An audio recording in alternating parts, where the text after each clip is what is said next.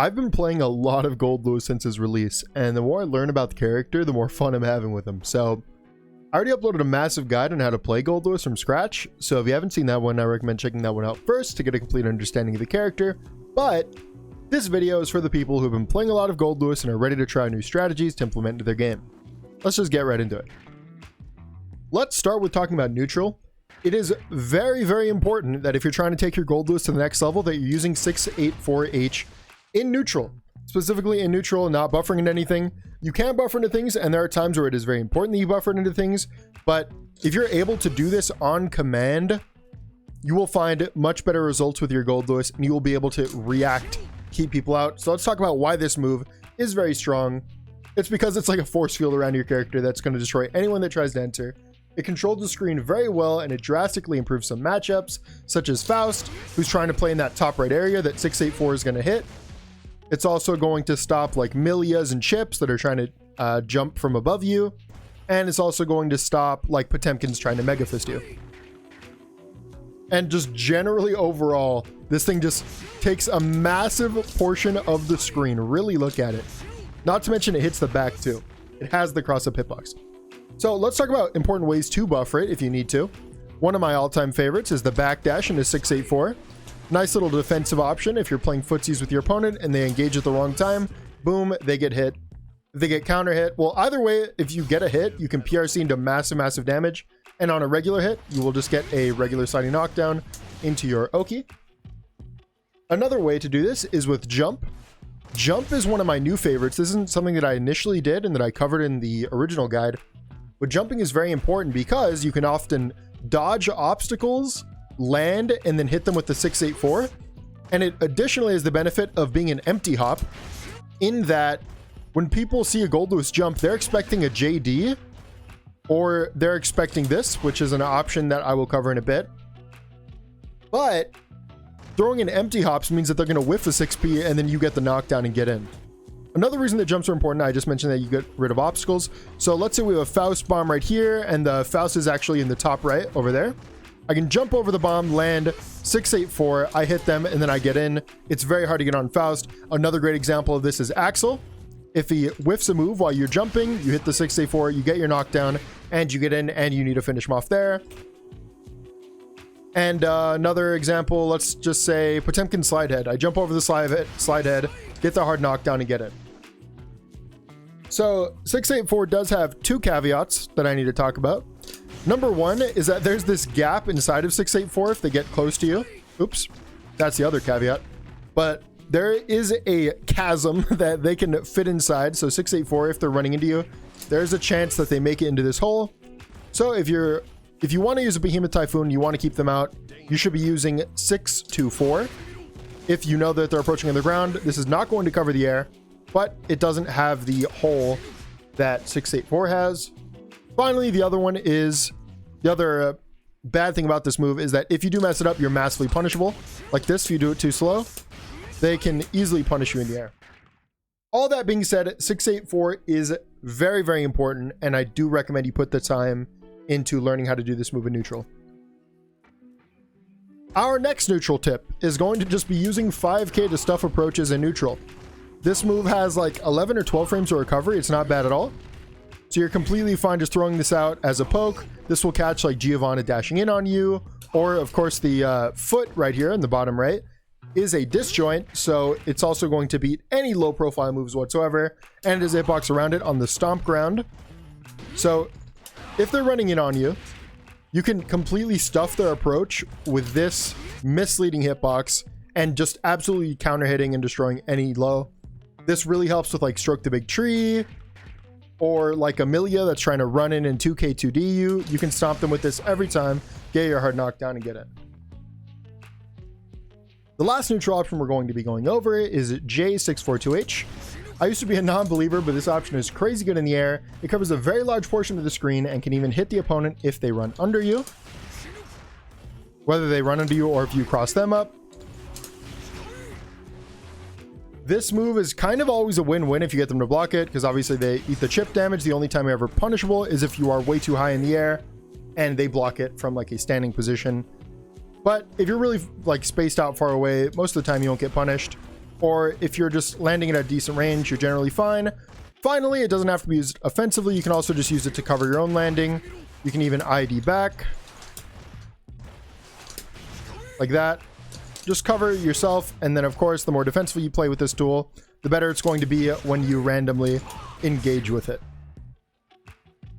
And now we're going to be talking about offense. Our first tip is going to be very, very important. People have figured out that blocking Goldlewis is scary, so often people will go for like a fuzzy delayed burst after a close slash, and most of the time they're going to get a gold burst, and it's really going to destroy you because now it's not your turn. And also, now they have 2 bars. It's going to be a very tough match for you. But there's a solution. Goldlewis has a jump cancelable close slash, and he actually has some very strong options, both if they burst and if they don't. Let's show what this looks like. Mid-screen, you just get some kind of easy punish like this. Obviously, still a ton of damage. In the corner, you're going to get way, way more. Let's say they don't burst. First of all, this does lose to mashing. You'll have to block that, and then they'll be plus. Or if you mistime it, let's say you press a button early for whatever reason, you'd get counter hit, right? What they get depends on the character. But people are often afraid of highs and lows, so they're not necessarily just going to be mashing after your close slash, because you have frame trap, you know, this, and then all of a sudden they have to be thinking about what they want to do. There's a lot, right? And it turns out in that gap of time that people are thinking about whether you're going high, low for a command grab, or not command grab, a tick throw or whatever, you can just kind of cheese this in. And this string right here is going to bait their burst, because once again, if they have burst, we already saw that they're going to get baited. And in the case that they don't, you have a couple options. First, you can do a JK and then tick throw. Second, you can land lower and then you'll be plus. And then you can frame trap with the 2P. And then from 2P, you can frame trap with that. Or you can go for something like this. And this is JK248H, which is a frame trap in itself. And you're plus by the end of that, if you do this correctly. And remember, the reason you're doing all of this is, number one, it's tricky, right? Number two, you're going to bait their burst. And number three, you're getting them to think about an option that they don't normally have to think of. While they're thinking of this and this, you are now going for this and this and this. Our final tips for offense are going to be regarding RC. So first thing we're going to be talking about is how to use RC in the middle of your block strings. I'm sure you've done this before when you're in a situation like this and you're like, okay, this is getting ridiculous, I got to get closer. And then you PRC and you try to run in and get a close slash. That's completely fine, but it is important that you're aware that you have more options during the time that you are buffering a 6-6 RC. Or sorry, during the time that you are in the middle of doing the 6-6 RC, you can buffer Behemoth during this time and you won't jump. This means that you can buffer into the low, or you can buffer into the overhead, or you can even buffer into this thing. You can buffer into any of the BTs you want, and you don't have to worry about jumping or anything by accident. The way this would look like in a string is something like this. And just like that, I'm in there. I could have also thrown in that situation. Let's show it again, but let's do it with the overhead. It's super good because it's going to leave you closer. It's going to be more effective against FD because you're not leading with that close slash. And you're going to put yourself plus right in front of the opponent. Our final offensive tip is going to be taking advantage of a great system mechanic in BRC that creates many degenerate setups with just tons and tons of frame advantage. I did make a video on this previously with Nagoriyuki where you can knock somebody down, Fukio in, and BRC, and then do a jab that was actually safe to reversals. So this is a strike that was safe to reversals, and then they also created multiple opportunities to go for a strike throw, lots of frame traps and whatnot. I've been seeing very strong Goldlewises go for something similar to this with like guaranteed chip damage setups, or just lots of like frame trap, strike throw kind of things. Let me show you what I've been seeing going around. So after an 842, you can 6-6 BRC. frame trap, frame trap, frame trap, frame trap. Actually, that first hit from this to this was not a frame trap. That can be a true string, but I think everything else is a frame trap. This is a really gross setup, and of course, you can also go for throws in a lot of these scenarios. I don't think you can do it on the first one. Oh, no, you can do it in the first one. Wow, okay. So you can go for a throw there. You can go for a throw here. It's very scary for the opponent, and it's very easy for things to get out of hand. This is something that people are testing. This isn't the only setup, but expect to see more of this kind of stuff from Goldlewis in the future.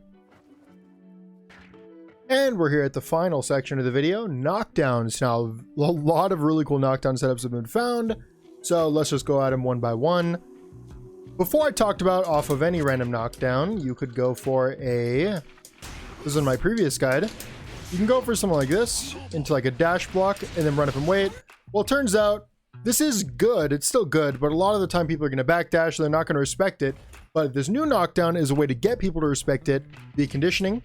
It's not going to be strong in every way, but it will lock them down off of any knockdown. So any kind of close knockdown, whether it be something like this, or a throw, or whatever, throw down your drone, and then 684, and then you can run in off of a level 3 bot. You can run in like 2D and then lock them down with the 684, and you've made a lot of space. You've done chip damage to them. Now they're in the corner. It's nice, right? But the additional benefit is that by doing these kinds of setups to them over and over on their knockdowns, they're no longer going to be trying to backdash into the on wake up, and so it's going to make this kind of setup more effective. Our next knockdown setup is going to be from a corner throw. I'm sure this is one that you've seen before from someone like Kid Viper or Gobu. You go for the throw, 214S, 5K, 842, and from there you can strike throw. The setup works at 2 or 3 security level, but you can see that I build enough security level to just continuously loop it and go for strike throw at any time. You can see that I had sold a 5K there on block. This is really ridiculous. However, the one weakness of this is that it's not safe. You can be DP'd or supered, but there is an alternate version where you just go for 214S into jump into 842, and you can see that we just completely rolled the DP. And on non-block, let's set him to mash after block. Great. It's completely gapless. Once again, this only works at security level 3. Otherwise, at security level 2, if you would also like to be safe to DP, you would just go for like a neutral jump into JH. Like that, and then you would land to go for close slash and whatever. This doesn't jail into your plus frames, but you're jailing into a close slash, which from there you could frame trap or go for the low. The next knockdown we're going to be talking about is using 268H as a media option. This is going to catch backdash, and if you're meeting them correctly, you're leaving yourself +3 right in front of them. This means that you can go for a frame trap with 2P as your fastest one, then close slash, because 7 frames, we have 6, 7, and 8 frames. All you would use depending on maybe the fastest button of your character, of your opponent. So from the knockdown, we can go for one of these. All right. Meaty into 2P, and then we're +3 from our 2P, so we could go for a variety of different things. I opted to go for frame trap there. Some other options besides just frame traps is we could go for a just walk forward tick throw, very, very strong, or we could go for a, if we think they're going to reverse or something, we can backdash and just wait. We can also just block on our plus frames. Finally, we can get really greedy if we're feeling like it and go for a BT after this one, giving us more plus frames and giving us an ability to reset our pressure with a close slash. Our next knockdown is going to be another media option. This one's going to be pseudo safe, and that is going to be our 2P on the opponent's wake up. So the reason I say that it's pseudo safe is because against certain reversals, it is possible to hit this meaty and also be safe to those reversals. I believe it's like 9 frames and up. I'm not exactly sure, but I know for a fact that it doesn't work on Soul's DP. However, there's a mind game where you can run up and whiff the 2P and then block it, and then you'll be completely safe right in front of them. Or you can completely whiff and throw them on their wake up, but the majority of the time, you just want to hit them with this. So you're +3 right in front of them. From our +3, we can frame trap into another 2P, or we can frame trap into a close slash. Or we can frame trap into our 2K. Or we can tick throw. Or we can go for some kind of behemoth. This is the safest one to go for because it's a very, very true frame trap. But you can also get greedy and go for the overhead. Our next knockdown setup we're going to be going for is the JH into 426H behemoth. Know that this thing is not true because they can duck it, but it does enable a bunch of mind games. First, let's show what it looks like. Right? Let's say we just get a knockdown. You run forward in their body, you jump up, JH, and you hit them with a crossbow overhead. Additionally, if they use DP, if you're jumping at the right time, you're just going to hit the backside of it. I don't think this works on Kai's DP, and it definitely won't work on Leo's DP. But if you're jumping at the right time and they're not DPing fast enough, it's not going to come out anyways, and they're just going to get counter hit. And when I said that this enabled other options, this is kind of what I meant.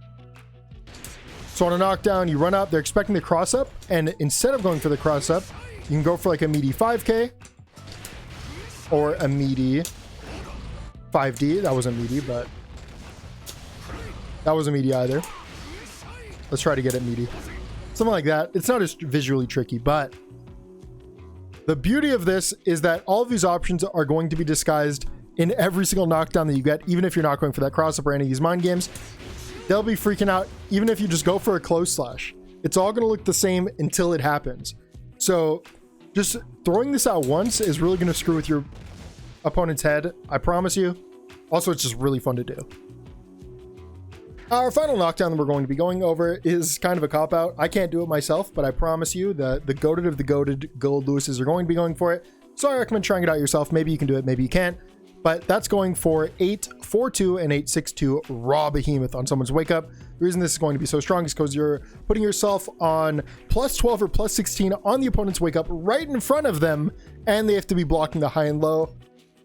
This is going to be ridiculous. It's going to be endgame for Goldlewis. The best Goldlewis are going to be going for this. You best believe that once... I just did it first try. I'm insane. But you best believe that once I can do this consistently in games, I'm going to be making videos on how to absolutely, like, do degenerate mix with it. And that's all I've got. I've been recording for a long time. I'm kind of losing my voice. Thank you so much for tuning this video. If you have an interesting or unique strategy of your own, I'd love to read about it in the comments below. If you enjoyed the video, consider liking and subscribing. If you want notifications of future streams and videos, join the community Discord. It's also the best place to suggest videos and ask me questions directly. I also stream on Twitch, so if you want to see me live in action, follow me over there. If you want to support what I do, consider joining my Patreon. Once again, thanks for supporting all the content. All the links are below. See you soon. Until we meet again, that's all I've got. Bye-bye.